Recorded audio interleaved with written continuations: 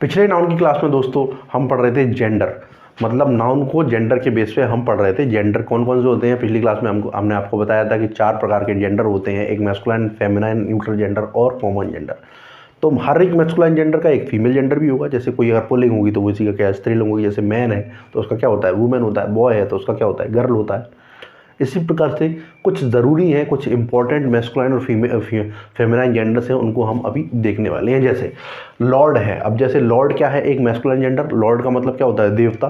Lord का मतलब होता है देवता। जैसे जब हम पॉलिटिक्स पढ़ते हैं, हिस्ट्री पढ़ते हैं तो उसमें लॉर्ड बोलते हैं। जैसे हम लॉर्ड पढ़ते हैं तो लॉर्ड कृष्णा, लॉर्ड का मतलब क्या होता है दोस्तों, देवता होता है। अब लॉर्ड का फीमेल क्या होगा, जैसे लॉर्ड अगर है मैस्कुलाइन जेंडर, देवी, देवता, तो दूसरी चीज़ क्या होगी, देवी। तो देवी को हम क्या बोलते हैं, लेडी बोलते हैं। लॉर्ड मतलब क्या होता है दोस्तों, देवता। देवता का क्या होगा, फीमेल वर्जन देवी।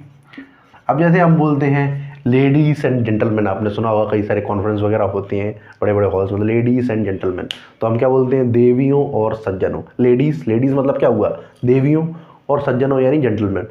तो हम देवियों और सज्जनों बोलते हैं। अगर हम लेडीज़ बोलते हैं तो पता नहीं हम ये क्यों नहीं बोलते हैं कि देवियों और देवताओं, तो हमें क्या बोलना चाहिए, लेडीज़ एंड लॉर्ड्स। ठीक है, आगे देखते हैं दोस्तों। एम्परर, एम्परर का मतलब होता है एक बहुत बड़ा शासक, एक बहुत बड़ा राजा, महाराज बहुत बड़ा। तो उसका फीमेल वर्जन होगा एम्परर का एम्प्रेस। एम्प्रेस ये इंपॉर्टेंट हैं, जो अधिकतर लोगों को पता नहीं होते हैं, तो इसलिए इनको इंपॉर्टेंट है, ये याद कर लेना। इसी में से क्या बनते हैं क्वेश्चन।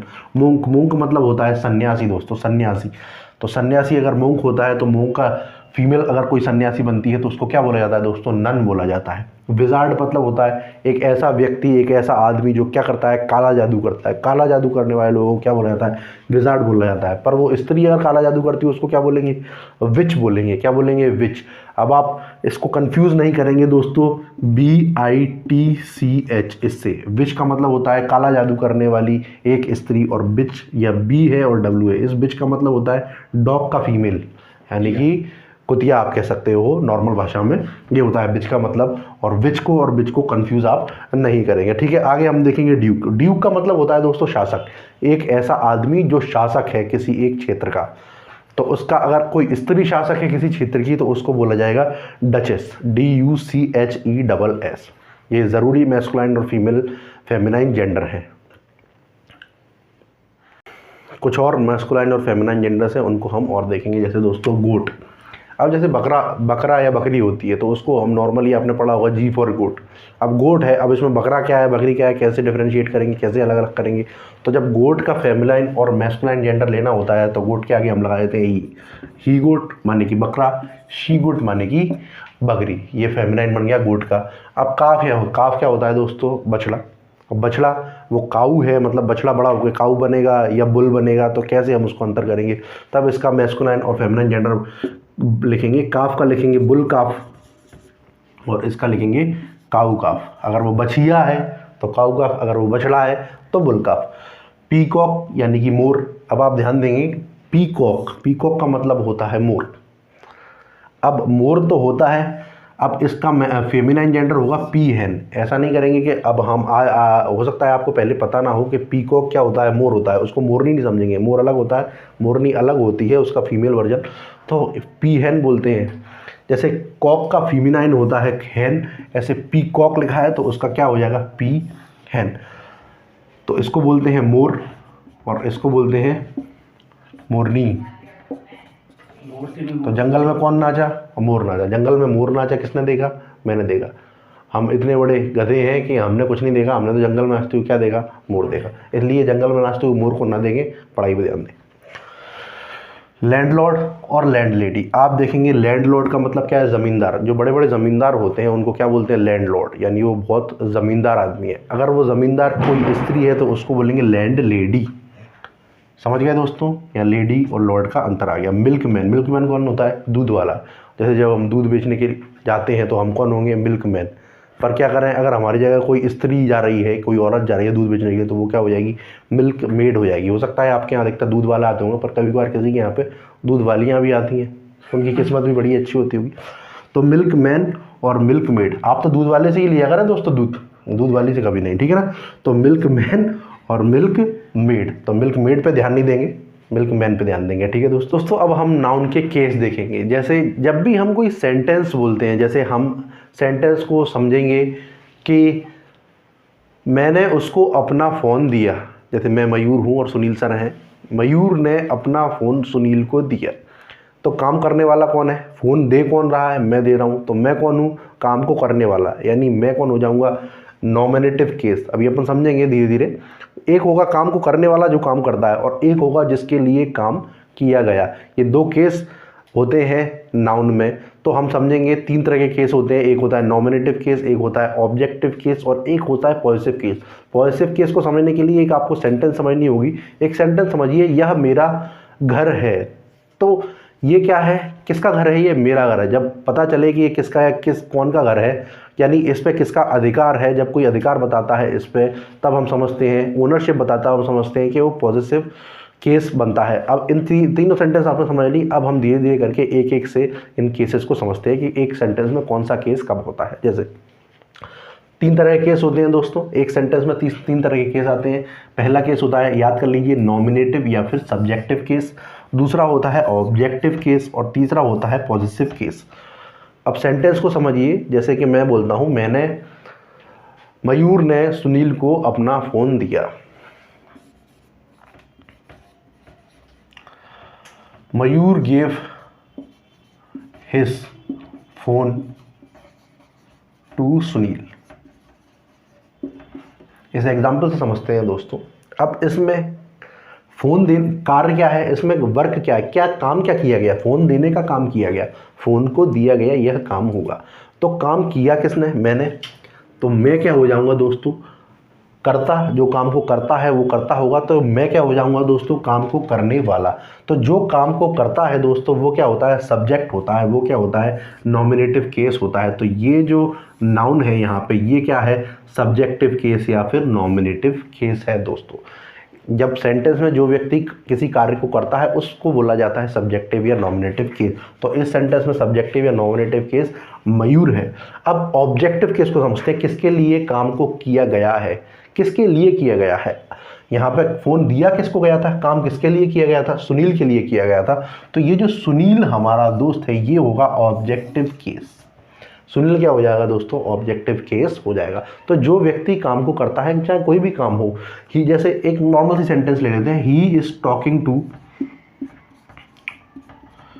ही की जगह पे हम, ही अभी प्रोनाउन है, इसकी जगह पे हम नाउन का इस्तेमाल कर लेते हैं। कोई भी नाम ले लेते हैं, जैसे अनु। अनु इज टॉकिंग टू मयूर। कोई भी नाम ले लिया दोस्तों, अनु इज टॉकिंग टू मयूर। तब इसमें बात, काम क्या हो रहा है? बात करने का काम हो रहा है। कर कौन रहा है? अनु बात कर रही है। किससे? मयूर से बात कर रही है। तो इसमें क्या होगा? काम कर कौन रहा है? अनु। अनु इज टॉकिंग टू मयूर। तो अनु होगी दोस्तों नॉमिनेटिव केस, और मयूर होगा दोस्तों ऑब्जेक्टिव केस। क्लियर है ये वाली बात? कोई दिक्कत इसमें होनी नहीं चाहिए। मुझे नहीं लगता इसमें कोई ज़्यादा कठिन है समझने के लिए। केस इजीली समझ में आ जाते हैं। दूसरी चीज़ अपन देखेंगे, जैसे कोई दूसरा एग्जांपल लेते हैं, अनु इज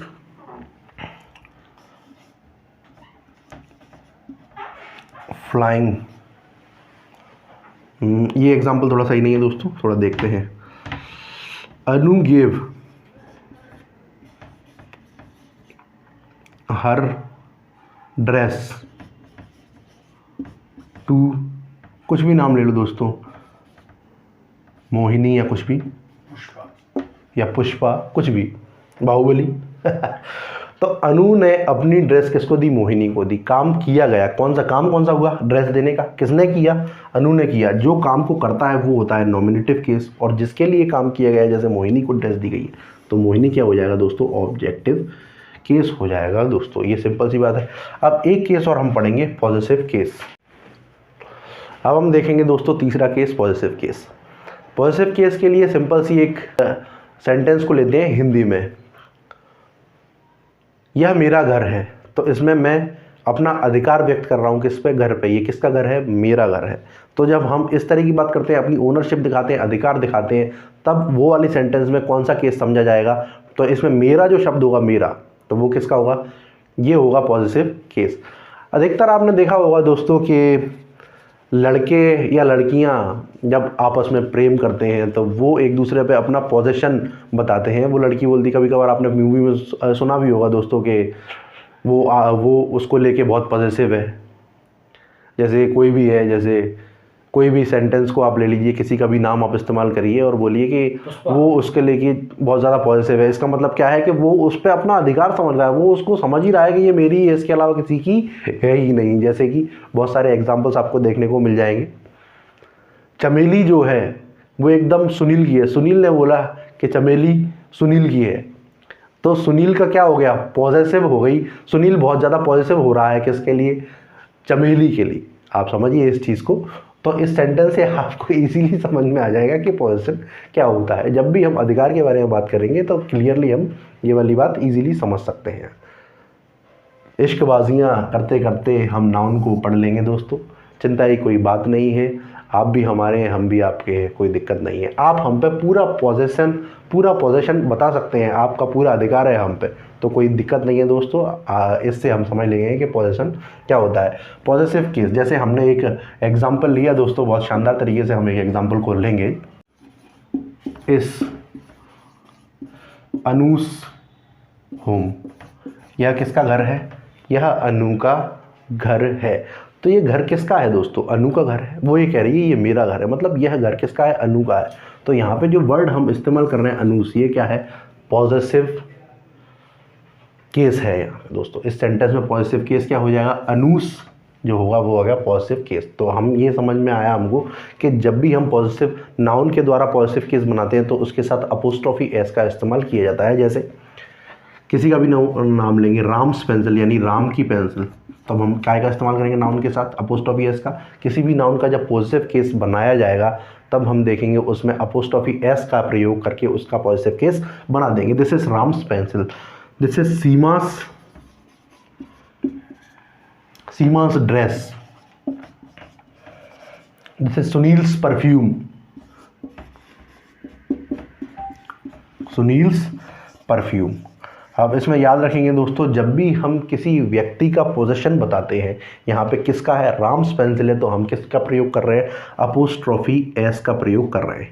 याद रखेंगे दोस्तों, ज़रूरी चीज़ ये है कि जब अपोस्ट्रोफिक एस का प्रयोग तभी किया जाएगा जब ये क्या होगी, लिविंग थिंग का नाम होगा। जैसे नॉन लिविंग थिंग के बारे में बात करेंगे, जैसे हम अगर एक सेंटेंस लें कि यह एक घर का दरवाज़ा है, this is a door of, मतलब यह एक घर का दरवाज़ा है। क्या है, घर का दरवाज़ा। तो हम ये नहीं बोलेंगे हाउसेस अपोस्ट्रोफी लगा के डोर, घर का दरवाज़ा।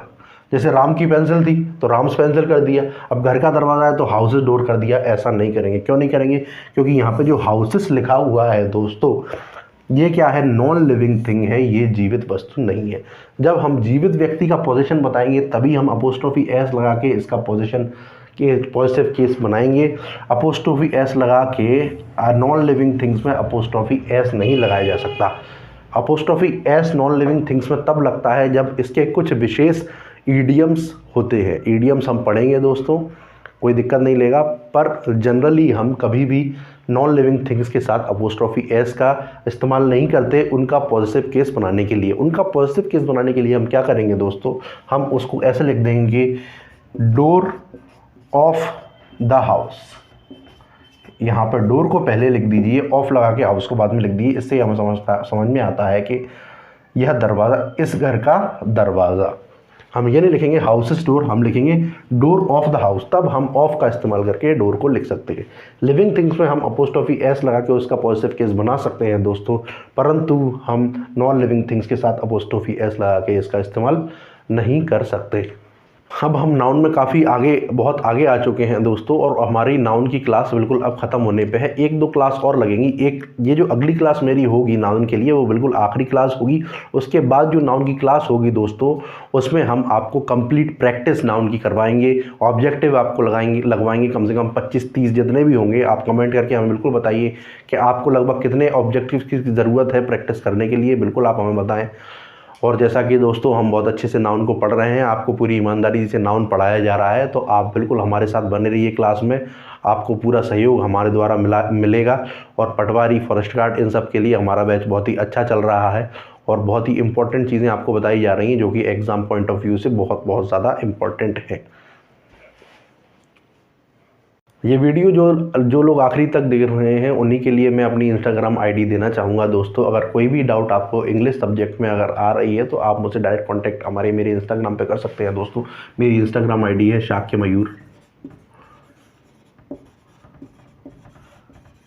1995। आप इस पर मुझसे बिल्कुल कांटेक्ट कर सकते हैं और कोई भी डाउट, कोई भी क्वेरी इंग्लिश या किसी और भी सब्जेक्ट की हो तो आप मुझे बिल्कुल बेझिझक आप बता सकते हैं। आपकी पूरी क्वेरी यहाँ पे दूर की जाएगी। तो जय हिंद दोस्तों, अगली क्लास में मिलते हैं।